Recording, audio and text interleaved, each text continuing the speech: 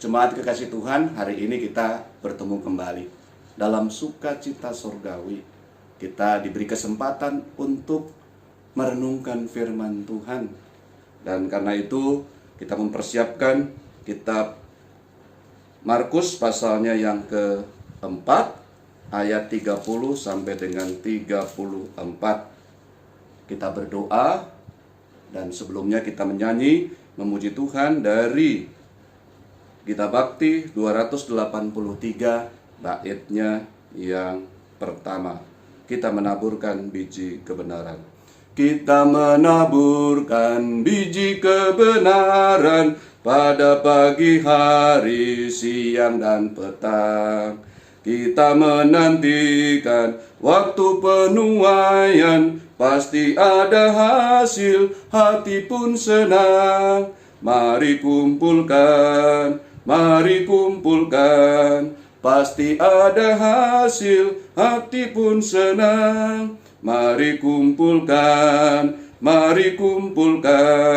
pasti ada hasil, hati pun senang. Mari kita berdoa. Tuhan, kami akan merenungkan firman-Mu. Karena itu, berkatilah kami, nyatakan kuasa Roh Kudus-Mu untuk memimpin kami dalam perenungan firman-Mu dan hidup di dalamnya. Berfirmanlah kepada kami Tuhan, kami anak-anak-Mu sedia mendengarnya. Amin. Markus pasal 4 ayat 30 sampai dengan 34. Maka katanya lagi, dengan apakah kita membandingkan kerajaan Allah itu? Atau dengan perumpamaan manakah hendaknya kita menggambarkannya? Hal kerajaan itu seumpama biji sesawi yang ditaburkan di tanah. Memang biji itu yang paling kecil daripada segala jenis benih yang ada di bumi. Tetapi apabila ia ditaburkan, ia tumbuh dan menjadi lebih besar daripada segala sayuran yang lain, dan mengeluarkan cabang-cabang yang besar, sehingga burung-burung di udara dapat bersarang dalam naungannya. Dalam banyak perumpamaan yang semacam itu, ia memberitakan firman kepada mereka sesuai dengan pengertian mereka. Dan tanpa perumpamaan, ia tidak berkata-kata kepada mereka, tetapi kepada murid-muridnya, ia menguraikan segala sesuatu secara tersendiri. Saudara-saudaraku, kita menyadari bahwa awal sesuatu yang berpengaruh juga dimulai dari hal kecil, hal yang sederhana. Untuk menjadi besar tentu ada waktu berproses begitu lupa, dan dimulailah dari yang kecil. Sejajar dengan itu, pembacaan sebelumnya adalah perumpamaan tentang benih yang tumbuh. Jadi tentang pertumbuhan itulah yang ditekankan di sini. Dan kita mesti menaburkan juga, sehingga benih yang kecil itu tumbuh menjadi besar. Apakah menabur itu begitu penting? Dan menunggu hasil, bisakah dilakukan? Sabarkah generasi sekarang, di mana era instan ini begitu luar biasa mempengaruhi kita? Ini tentu saja ada kesulitannya, dan kita semua bergumul untuk mendampingi generasi sekarang, agar mereka juga boleh bertekun dalam kehidupannya dari yang sederhana menuju kepada hal yang besar, yang sukses, yang mereka hendak raih. Tetapi saya katakan tadi, memang kita harus mendampingi, karena roh instan ini begitu kuat ya. Pandangan hidup tentang instan ini begitu kuat. Yang jelas tidak ada hasil maksimal tanpa menanam terlebih dahulu. Tidak mungkin ada. Tuhan Yesus adalah hamba Allah yang setia. Dia juga menyampaikan perumpamaan ini untuk menjelaskan bahwa dia mulai dari awal, dari yang kecil, dari Galilea. Galilea tentu kita tahu bahwa dia adalah daerah pinggiran daerah yang kecil yang tidak diperhitungkan, tapi kita tahu bahwa disitulah dimulainya. Lalu Injil nantinya akan tersebar ke seluruh dunia. Itu dari Galilea. Dengan pemilihan 12 murid, kecil sekali. Tapi kita tahu bahwa Injil akan sampai ke ujung bumi. Termasuk kita saat ini adalah hasil pemberitaan para murid itu yang berkembang begitu rupa sampai ke ujung bumi. Jemaat yang saya kasihi, dari kecil lalu bertumbuh dan menjadi besar. Itulah hal kerajaan Allah yang mau dijelaskan oleh Tuhan Yesus. Karena itu kita tidak bisa menyepelekan hal kecil. Karena memang dimulai dari awal. Kita juga begitu, bergumul dalam kehidupan ini. Pasti dimulai dari hal kecil. Kita tidak bisa langsung besar. Ya, kita tidak bisa mengabaikan hal kecil. Lalu kita merasa bahwa yang penting kita sudah besar. Ya, kita langsung besarkan, tidak. Nah, saya mau mencatat bahwa murid-murid juga tidak mudah, gitu ya. Mereka dalam bergumul begitu rupa. Yesus begitu mengasihi, dan hal kecil pun tidak bisa diabaikan. Dia satu persatu muridnya, dia bimbing. Dia mengerti pergumulannya. Misalnya Petrus, murid pertama ini, dia juga bertumbuh begitu rupa. Dan kita tahu bahwa dialah yang menyampaikan bahwa Yesus adalah Mesias. Tetapi rupanya dia juga masih terpengaruh begitu rupa dengan pandangan tentang Mesias yang dibutuhkan oleh bangsa Yahudi waktu itu, karena mereka dikuasai oleh Roma. Nah, lalu juga Petrus akhirnya menyangkal Yesus. Tetapi bagaimana Yesus membimbing dia begitu rupa, dan akhirnya dia justru menjadi murid yang setia. Dia bersedia mati untuk Tuhan. Disitulah pertumbuhan, dimulai dari hal kecil. Ada prosesnya begitu rupa. Dan kita tahu bahwa pergumulan bagi kekristenan itu diungkap oleh Markus. Dan memang tidak bisa dimulai langsung yang besar saja, tetapi ada perjalanannya, ada pertumbuhannya masing-masing.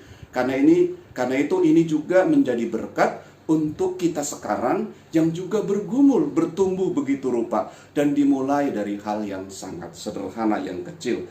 Pertumbuhan iman itu penting. Dan kita tahu bahwa hal kecil itu juga dilakukan oleh kita di gereja. Misalnya kita menjadi pelayan dalam ibadah minggu pelayanan anak, atau panitia atau tim kecil yang dibentuk untuk kegiatan sesaat yang dipertanggungjawabkan dengan baik.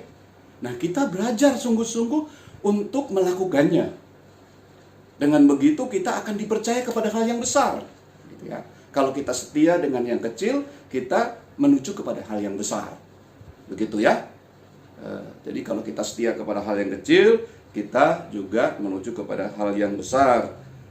Dengan begitu kita bisa terus belajar, dan kita meraih sukacita karena kita menghargai hal yang kecil dan kita melakukannya.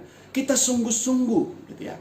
Kita dengan sepenuh hati berkorban begitu rupa karena ingin melewati tahapan-tahapan yang dibutuhkan. Tetapi sekali lagi dibutuhkan dari yang kecil. Karena itu kita mesti juga melakukannya dengan sungguh-sungguh.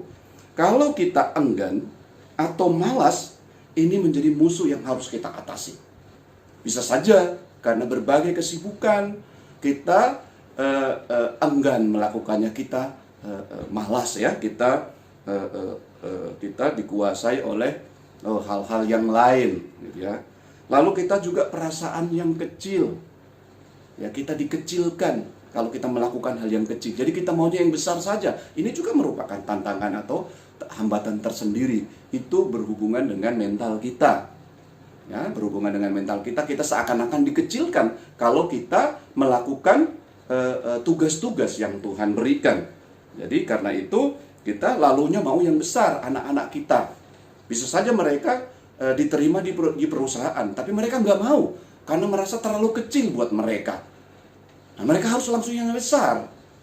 Nah, hal-hal seperti ini. Padahal dibutuhkan dari kecil. Dia betul-betul memasuki tahap-tahap yang dibutuhkan, lalu dia bisa menjadi pemimpin yang besar, ya, yang sukses. Tetapi itulah perasaan-perasaan yang bisa terjadi pada kita. Saya juga melayani tentu dari yang kecil, dari pedalaman, gitu ya. Dan saya melayani tahun 91, saya punya pengalaman juga dari hal kecil. Saya harus benar-benar memotivasi jemaat untuk bergumul meraih masa depan. Saya melayani di Kecamatan Tumbang Titi, ya, dan 2 kali selama Natal itu saya melayani di Kecamatan Tumbang Titi dan Marau. Saya betul-betul harus belajar tentang kesetiaan dan benar-benar ditempa dari hal-hal yang sangat kecil. Saya harus menggumulinya begitu rupa. Setelah 25 tahun, saya datang lagi ke tempat saya itu. Saya juga merasa bahwa bukan karena saya, itu karena Tuhan. Jadi ya, karena Tuhan yang memampukan. Tetapi dimulai dari hal kecil. Saya sekarang melihat, wah luar biasa, itu karena Tuhan, bukan karena saya ya. Tapi saya dipakai oleh Tuhan untuk melakukan hal-hal yang dibutuhkan dari yang kecil. Bapak Ibu jemaat yang diberkati Tuhan, dalam kehidupan bersama juga begitu. Kita juga setia pada tugas kita, misalnya di kepanitiaan atau di perusahaan. Di tugas kita itu harus kita kerjakan dengan sebaik-baiknya. Kita fokus ke situ sehingga kita mempunyai peran dalam kebersamaan. Mungkin kita dikecilkan, tetapi seperti itu. Dengan kita setia pada tugas kita, maka roda organisasi atau kerja dari perusahaan itu bisa maksimal kita lakukan. Nah, dengan begitu kita memang butuh kesabaran, ya. Kita butuh ketekunan, ya. Jadi sabar itu bukan berarti nunggu-nunggu saja. Kita juga bisa mengevaluasi, ya. Dengan begitu kita bisa mengecek, oh ternyata saya juga punya kelemahan-kelemahan ini. Jadi ada evaluasinya orang sabar itu. Jadi ini mental yang kuat sekali, dibutuhkan kesabaran. Karena diri kita juga butuh langkah-langkah yang berikutnya. Kalau bersama-sama kita juga mesti sabar, sehingga kita mampu membawa gerakan itu terus ke depan dengan baik. Kalau tidak ada kesabaran tentu tidak akan bisa juga. Begitu juga dengan ketekunan. Nah, ketekunan ini lebih kepada kita mengevaluasi, kita menambah pengetahuan, kita memperbaikinya dan seterusnya ya. Dengan begitu kita bisa sukses ke depan. Jadi Bapak Ibu jemaat, kita perlu bekerja keras. Apakah seorang yang kecil dia pasti tidak bisa ke besar? Ada banyak contoh. Justru kalau dia sadar bahwa dimulai dari kecil, dia berusaha, dia bisa sukses ke depan. Apakah anak seorang tukang becak tidak bisa menjadi dokter? Ternyata bisa. Ya, seorang anak tukang becak, dia sukses menjadi insinyur. Ya, lalu dia juga mendapatkan beasiswa LPDP dan sekarang ini bergelar doktor. Itu bisa, gitu ya. Itu bisa. Nah, kita tahu itu. Dengan begitu kita sadar bahwa kita harus mulai dari hal yang kecil dan meningkatkannya, bertumbuh. Jadi jangan abaikan. Dan kalau kecil jangan merasa tertekan begitu rupa. Karena Allah begitu menghargai juga. Kita tahu bahwa dia sayang kepada anak-anak yang kecil. Yang besar-besar, yang orang-orang tua, dia melarang jangan dekat-dekat gitu. Ini sangat mengganggu. Tapi Tuhan tidak seperti itu. Dia tahu bahwa dimulai dari kecil, baru bisa. Dimulai dari belajar dari bawah, baru bisa naik ke atas. Dengan begitu, Paulus memberi contoh. Ya. Dalam rangka hidup bersama, dia memberi contoh bagaimana dia bekerja keras, tetapi dia tetap rendah hati ya. Dia terus meraih masa depannya, masa depan jemaat itu. 1 Korintus pasal 3 ayat 6. Jadi Apolos adalah seorang yang pandai berkhotbah, orator, sehingga dia sangat mendapat tempat begitu ya. Nah, Paulus dia tentu punya keterbatasan. Dengan rendah hati dia berkata begini, aku menanam, Apolos menyiram, tetapi Allah yang memberi pertumbuhan. Nah, kini maukah kita mulai dari hal yang kecil, tetapi kita serius, kita bekerja keras, kita tekun bertumbuh begitu rupa. Nah, wujud kerajaan Allah seperti itu yang dilakukan oleh Tuhan Yesus, memperlihatkan kepada dunia dan sekarang begitu besar kekristenan. Nah, apakah mental seperti ini juga terjadi dalam kita? Kita mulai dari hal yang kecil, kita bertekun begitu rupa, kita bekerja keras, kita bisa mengevaluasi, dan kita bisa meraih masa depan yang Tuhan inginkan. Mungkin kita direndahkan kalau kita rendah hati, dan itu konsekuensi. Tetapi orang yang rendah hati, yang mau dari kecil dan terus bertumbuh, adalah orang yang berkualitas. Kita tinggal pilih. Tetapi dalam beberapa waktu anugerah Tuhan di hari ini, kita bekerja, kita berusaha, kita membangun kehidupan, ada kerja layan sampai malam hari ini, kita boleh merenungkan, kita punya enggak ya mental seperti itu. Tetapi kita percaya bahwa teruslah ke depan melangkah. Jangan khawatir, karena Tuhan selalu membimbing, dan firman ini akan membuat kita tenang, teduh, dan kita juga bisa beristirahat bahwa besok kita bisa melakukan terus berjalan ke depan dengan lebih baik, karena kita boleh mengevaluasi keadaan kita boleh mengerti apa yang Tuhan inginkan dalam kehidupan kita. Terpujilah namanya. Amin. Kita memuji Tuhan dari Kitab Bakti 283, baitnya yang ketiga. Dalam kesedihan kita menaburkan, walung sengsara kita akan menang. Dalam kesedihan kita menaburkan, walaupun sengsara kita akan menang. Saat tangis hilang, Tuhan menghiburkan, pasti ada hasil, hati pun senang. Mari kumpulkan, pasti ada hasil, hati pun senang. Mari kumpulkan, pasti ada hasil, hati pun senang. Jemaat, mari kita bersatu dalam doa. Bapa Surgawi, kami berterima kasih atas kebenaran firman-Mu. Kami boleh memulai dari hal kecil, tetapi kami tidak merasa rendah diri. Kami benar-benar semakin berkualitas karena kami mulai dari hal yang paling bawah untuk bertumbuh berkembang begitu rupa. Mohon berkat-Mu ya Tuhan, agar semangat ini yang turun, yang diajarkan oleh Tuhan Yesus, yang datang ke Galilea, yang daerah kecil tetapi mempunyai dampak yang besar sampai sekarang. Mental inilah yang Tuhan, yang kiranya menjadi kekuatan tersendiri bagi jemaat Bojonggede. Tidak merasa kecil, tidak merasa tertinggal, tetapi terus bergerak ke depan, bertumbuh begitu rupa, dan dengan rendah hati membangun. Kami menyerahkan seluruh presbiter, unit misioner, seluruh jemaat terus bergerak ke depan, bertumbuh begitu rupa. Kami juga menyerahkan kehidupan kami bersama dengan masyarakat. Tuhan senantiasa memberkati. Terpuji Engkau Tuhan. Ini doa kami demi Putra-Mu Tuhan Yesus. Kami naikkan doa ini kepadamu. Amin. Tuhan memberkati kita semua.